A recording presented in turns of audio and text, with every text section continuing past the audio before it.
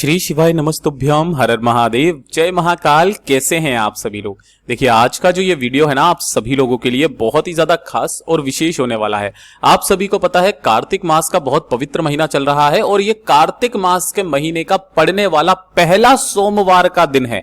इस पहले सोमवार के दिन आपको त्रिओम जल वाला उपाय करना होता है। पूज्य गुरु जी ने कहा चाहे कितनी भी बड़ी आपकी वो कामना क्यों ना हो, मात्र 11 दिन के अंदर अंदर पूरी जरूर होती है। महादेव इतना देंगे जितना आपने सोचा भी नहीं होगा।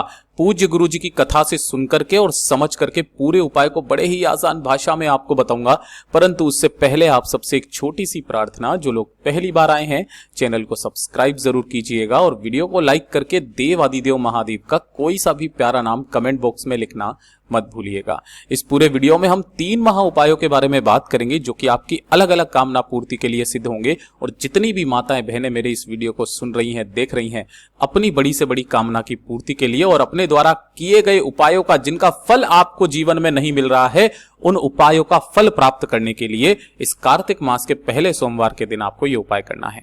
सबसे पहले बात करते हैं पहले वाले उपाय की। पहला वाला उपाय पूज्य गुरुजी ने कहा, काफी सारी माताएं बहनें कथा पंडाल में आकर के कहती हैं कि उन्होंने अपने जीवन में काफी सारे उपाय किए, काफी सारे व्रत किए, लेकिन उन उपायों का, उन व्रत का कोई फल उन्हें नहीं मिल रहा है। उनकी मनोकामना पूरी नहीं हो रही है, उनकी इच्छा अधूरी है, महादेव तक नहीं पहुंच रही है। तब सब कुछ भूल करके सिर्फ एक उपाय इस कार्तिक मास के महीने के पहले सोमवार के दिन कर लीजिएगा।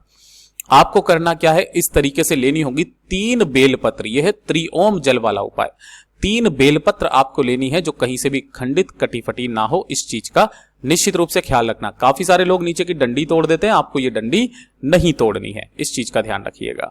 साथ ही साथ लेना होगा आपको 1 लोटा शुद्ध जल अपने घर का तांबे के कलश में। और तीसरे नंबर पर जो चीज चाहिए होगी वो चाहिए होगी चंदन। अब गुरुदेव ने ये नहीं कहा कि आपको लाल चंदन लेना है या पीला या सफेद, केवल चंदन कहा, ठीक है ना।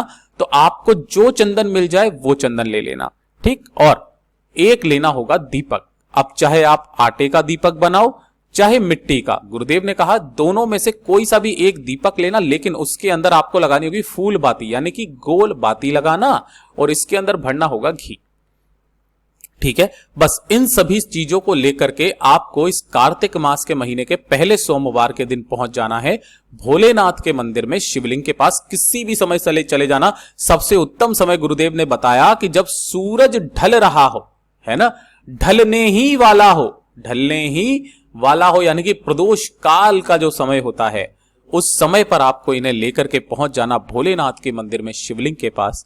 यहां पर शिवलिंग के पीछे की तरफ आपको खड़े होना है, उत्तर दिशा की तरफ मुख करके, और जो 1 लोटा शुद्ध जल लिया है उसे तो आपको यहां पर रख देना।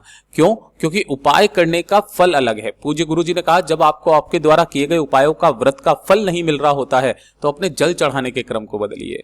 जल पहले आप हमेशा पहले समर्पित करते थे, लेकिन इस बार आपको जल पहले समर्पित नहीं करना है। जैसे ही आप यहां पर पहुंचोगे, जो आपने यहां पर 3 बेलपत्र लिया है, इन तीनों बेलपत्र की तीनों पत्तियों पर चंदन की बिंदी से अंग का संबोधन बनाना है ना। और ये जो तीनों पत्तियां जिस स्थान पर जुड़ी हुई रहती है, इस स्थान पर चंदन लगा करके तीनों पत्तियों को आपको इसी तरीके से करना है। और पहली बेलपत्र आपको माता अशोक सुंदरी के स्थान पर ऐसे समर्पित करना कि डंडी जलाधारी की तरफ रहे, बीच वाली पत्ती का मुख शिवलिंग की तरफ रहे। दूसरी बेलपत्र पर भी आपको इसी तरीके से चंदन लगाना है, बीच की मध्यस्थता को आपको चंदन से जोड़ देना है, और इसे उठा करके आपको माता रानी के हस्तकमल पर समर्पित करने का तरीका, बीच वाली पत्ती ऐसे रहेगी और जो दोनों पत्तियां हैं आजू बाजू की, वो शिवलिंग के दोनों साइड में रहेगी, है ना, दोनों पार्ट्स में जानी चाहिए इस तरीके से। और तीसरी बेलपत्र आपको भोलेनाथ की शिवलिंग पर समर्पित करना है, जिसकी डंडी का मुख माता अशोक सुंदरी की तरफ और बीच वाली पत्ती का मुख आपकी तरफ रहेगा। उसके बाद आपको इस जल को अपने दोनों हाथों में पकड़ना है।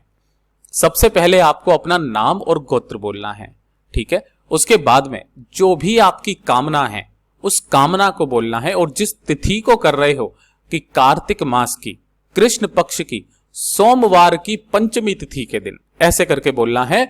और अपनी कामना कह करके जिन उपायों का व्रत की पालना नहीं हो रही है, फल नहीं मिल रहा है, उसकी कामना करके आपको जल चढ़ाने का क्रम कैसे करना है। सबसे पहले आपको माता अशोक सुंदरी वाली बेलपत्र पर 3 बार थोड़ा सा जल छोड़ना है ओम की ध्वनि मन में कहते हुए, ओम ओम ओम। ऐसे 3 बार जल यहां पर छोड़ना है। उसके बाद 3 बार जल आपको छोड़ना है इस वाली बेलपत्र पर ओम का स्मरण करते हुए, और अंत में जितना भी जल बचा है उस जल को भी आपको 3 बार में इस शिवलिंग वाली बेलपत्र पर समर्पित करना है, ओम ओम ओम। इस तरीके से पूज्य गुरु जी ने कहा एक बार इस उपाय को इस सोमवार के दिन करके देखिएगा, आपकी बड़ी से बड़ी कामना पूरी होगी। पूज्य गुरु जी का बहुत अद्भुत और अचूक उपाय है, जरूर कीजिएगा। और अब बात करते हैं दूसरे वाले उपाय की। दूसरा वाला उपाय कि अगर आप जीवन में धन नहीं कमा पा रहे हो, आप मेहनत बहुत कर रहे हो, लेकिन जितनी कि आप मेहनत कर रहे हो उतना धन अर्जित नहीं कर पा रहे हो, या तो आपके खर्चा बहुत ज्यादा हो जाता है, कर्ज ले लेते हो तो कर्ज चुकता करने में चला जाता है ना, मेहनत का पूरा फल आपको नहीं मिल रहा है, धन से बहुत जुड़ी बहुत सारी समस्या आपके परिवार में है ना। तो एक काम कीजिएगा, आपको इस सोमवार के दिन लेने होंगे बेलपत्र। कितने बेलपत्र चाहिए इस क्रम का ध्यान दीजिएगा, आपकी उम्र के बराबर, यानी कि जितनी उम्र आप कंप्लीट कर चुके हो। जैसे कि किसी की उम्र होती है 26 साल 11 महीने, तो जितने उम्र आप कंप्लीट कर चुके हो, यानी कि 26 साल कंप्लीट कर चुके हो, तो उम्र के बराबर आपको बेलपत्र चाहिए। 26 उम्र है तो आपको 26 बेलपत्र लेने हैं, 27 कंप्लीट कर लिए तो 27 लेने हैं, 30 कंप्लीट कर लिए तो 30 लेने हैं। इस तरीके से अपनी उम्र के बराबर आपको बेलपत्र ले लेने हैं जो कहीं से भी खंडित ना हो। दूसरे नंबर पर 1 लोटा शुद्ध जल अपने घर का लेना तांबे के कलश में, और थोड़ा सा लेना होगा लाल चंदन। इस वाले में गुरुदेव ने खास करके बताया आपको लाल चंदन का ही प्रयोग करना है। इन्हें लेकर के आपको भोलेनाथ के मंदिर में पहुंच जाना है शिवलिंग के पास।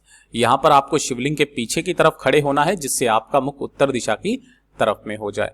ठीक है, दोनों हाथों में आपको उस कलश को पकड़ना है और अपना नाम और गोत्र बोल करके श्री शिवाय नमस्तुभ्यम मंत्र का स्मरण करते हुए पहले 1 लोटा शुद्ध जल भोलेनाथ की शिवलिंग पर समर्पित करना, कुंदकेश्वर महादेव का स्मरण करते हुए, ध्यान करते हुए। किनका? कुंदकेश्वर महादेव का।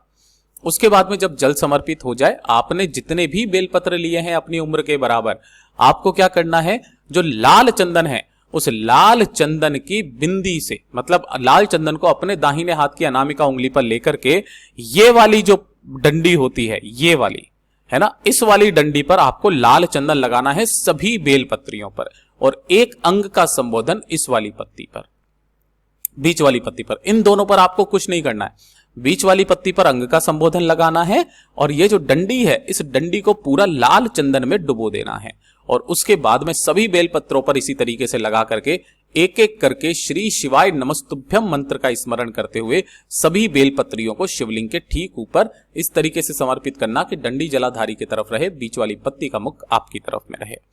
सभी बेलपत्रियों को समर्पित कर देने के पश्चात अपना दाहिना हाथ इनके ऊपर रख करके अपने हृदय की बात, अपनी कामना, जो भी धन से संबंधित आ रही है, परेशानियां आ रही है, उसको खत्म करने की कामना कहते हुए मात्र यहां पर चढ़ाई गई जितनी भी बेलपत्री हैं उनमें से 5 बेलपत्र आपको उठा करके अपने घर पर लाना है, और किसी भी लाल कपड़े में, ध्यान रखना, किसी भी लाल कपड़े में बांध करके अपने घर की तिजोरी में, गल्ले में, वहां पर जाकर के चुपचाप से उसे रख देना है।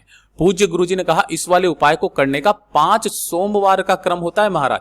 जब अगले सोमवार जाओगे तो इस वाली बेलपत्र की पोटली को निकाल करके, इसमें से जितने भी बेलपत्र हैं उन्हें निकाल करके किसी भी बेलपत्र पेड़ की छांव में जड़ों के पास रख देना, और अगले जो 5 बेलपत्र आएंगे उन्हें ला करके इसी स्थान पर रख देना। केवल 5 सोमवार कर लो, जीवन में कभी भी धन की कमी नहीं होगी। इतना अद्भुत और अचूक उपाय है यह, पूज्य गुरु जी का बहुत अद्भुत और अचूक उपाय है, जरूर कीजिएगा। और तीसरे नंबर का उपाय, चाहे कितना भी बड़ा कर्ज क्यों ना हो, चुकेगा जरूर। गुरुदेव ने कहा कि अगर आपका कर्जा चुकता नहीं हो रहा है, ब्याज बढ़ता चला जा रहा है, कोई लोन लिया है ना, लोन चुकता नहीं हो रहा है, बहुत ज्यादा समस्या आ रखी है, तो आपको गिन करके लेनी होंगी 7 लौंग। कितनी? गिन करके लेना है 7 लौंग, और 1 लोटा शुद्ध जल अपने घर का लेना है तांबे के कलश का। और जो भी पवित्र नदी का जल आपके पास में हो, जैसे गंगा का, जमुना का, नर्मदा का, थोड़ा सा जल इसके अंदर डाल देना। थोड़ा सा गंगा जल आपके सबके घरों में मिल जाएगा तो आप गंगा जल ले लेना, और 7 की 7 जो लौंग आपने ली है उन लौंगों को भी आपको इसी के अंदर डाल देना है। डाल देने के पश्चात इसे लेकर के आपको पहुंच जाना है आपके आसपास जो भी वट वृक्ष का पेड़ हो, यानी कि बड़ का पेड़ हो, दोनों हाथों में उस कलश को लेना, और श्री शिवाय नमस्तुभ्यम मंत्र का स्मरण करते हुए लौंग के जल वाला जो जल है, मतलब लौंग वाला जो जल है, उसे आपको इस पेड़ की जड़ों में वटकेश्वर महादेव का ध्यान करते हुए समर्पित करना है। वटकेश्वर महादेव के नाम से जब ये पूरा जल समर्पित कर देंगे, गुरुदेव ने इस वाले उपाय का भी क्रम 5 सोमवार का बताया। जब अंतिम सोमवार के दिन आप इस उपाय को करने जाएंगे, एक छोटा सा टुकड़ा इसकी जड़ का उठाना, किसी भी लाल कपड़े में लपेट करके अपने साथ हमेशा रखना। चाहे कितना भी बड़ा कर्जा क्यों ना हो, आपका चुकेगा और साथ ही साथ आपके घर में धन की आवक होना भी स्टार्ट होगी। पूज्य गुरुजी के सभी उपाय बहुत ही ज्यादा खास और अद्भुत है, जरूर कीजिएगा। वीडियो पसंद आए तो लाइक जरूर करना, चैनल को सब्सक्राइब जरूर कीजिएगा। मैं आपसे मिलता हूं अगले वीडियो में, तब तक के लिए ओम नमः शिवाय, हर हर महादेव, जय महाकाल।